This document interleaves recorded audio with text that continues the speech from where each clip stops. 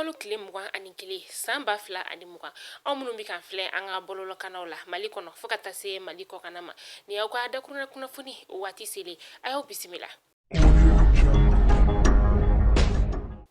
An ka jamana ɲamakɔrɔ ni o ye Ibrahim Boubacar Keita ye fo ka taa se a minisiri kɔrɔ ma ni o ye dɔgɔtɔrɔ Bubu Sise ye kunu u dagayɔrɔ la katikaw fɛ yen nɔ sa u ye ONU maaw ni ka olu bisimila o siratigɛ kelen kɔnɔna la sa an ka woromasiri tabɔ u tun kelen don ka finitigi maa 19 ni ka o minɛ ani maa gansan dɔw olu minɛnin kɔfɛ sa RFI maaw olu y'a yira k'a fɔ ko maa fila o bilala o maa ninnu na o maa fila yɛrɛ dɔ ye maa min ye sa o de ye Abdoulaye Daffé ale ye minisiri kɔrɔ ye minisiri min ni ale ɲɛsinen bɛ an ka nafoloko o ta fanfɛla ma maa min wɛrɛ sa ni ale bilala ka fara Daffé kan o de ye Sabanna Mahala Mudu ye ale yɛrɛ ye an ka jamana ɲamakɔrɔ n'o ye Ibrahim Boubacar Keita ye ale ye masurunama ye.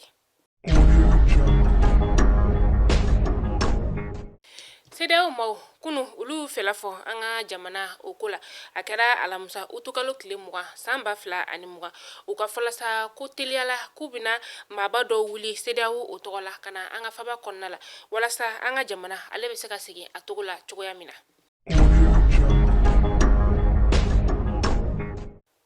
Comité national pour le salut du peuple ko ka da maliyɛnden bɛɛ lajɛlen tulo kan ko k'a fɔ couvre-feu min ni ale tun bɛ daminɛ an ka jamana fan 14 bɛɛ lajɛlen kɔnɔna la nɛgɛ kaɲa 21 ka taa kunjɛ sɔgɔmadafɛ kaɲa nɛgɛ kaɲa 5 o wagati la ko nɔgɔya bɛna don o la k'a sababuya kɛ couvre-feu ale bɛna daminɛ nɛgɛ kaɲa 0 ka taa kuncɛ sɔgɔmaya kaɲa nɛgɛ kaɲa 5 o wagati la ko u dalen dɔ la k'a fɔ ko maliyɛnden bɛɛ lajɛlen bɛna ni waleya in ni ka a labato. Ka kɛ ni Comité national pour le salut du peuple maaw olu ka kuma ye hali bi k'u b'a da maliyɛnden bɛɛ lajɛlen tulo kan ka tila k'a da diɲɛ seleke naani bɛɛ lajɛlen tulo kan ko k'a fɔ ko anw ka siraw k'u olu dayɛlɛla a bɛna dayɛlɛ bi juma utukalo tile 21 san 2020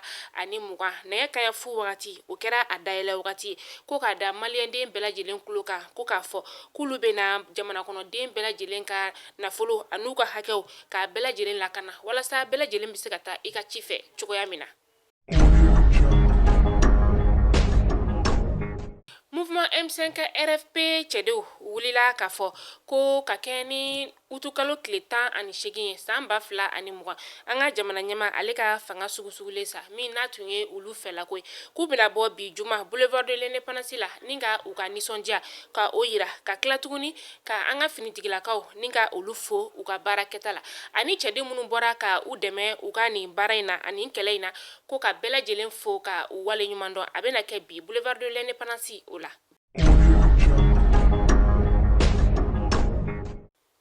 Kunu alamisa utukalo tile 20 san 2020 nɛgɛ kaɲa 23 wagati Gawukaw fɛ yen nɔ sa maa banbagaci dɔ olu de ye banbagaci wale ta ka cɛmisɛn dɔ ni ka olu sɛgɛrɛ ka u to u ka da la u bɛ ka te min wagati min na u nana mobili dagabana de la mobili min yɛrɛ sa ni ale bɛ katikati ye u nana ka na ni maa ninnu sigilen sɔrɔ u ka da la u bɛ ka te min wagati min na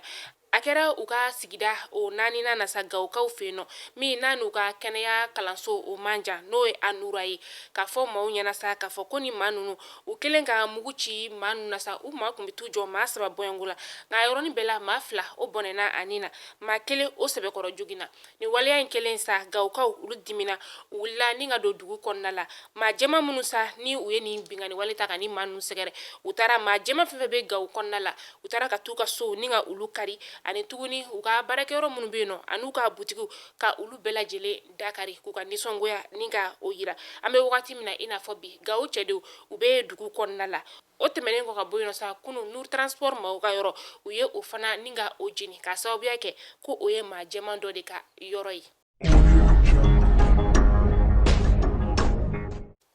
Nin bɛ dansigi an ka bi kunnafoni la Mali kunnafoni.net ale ye jabaranin kan aw ni ce aw ka lajɛliko ɲuman na halisa an ka jamana ala ka basigi o la na ale kɔnɔ ala ka juma tɛmɛ ko ɲuman di ne ni aw bɛɛ lajɛlen ma aw k'an bɛn.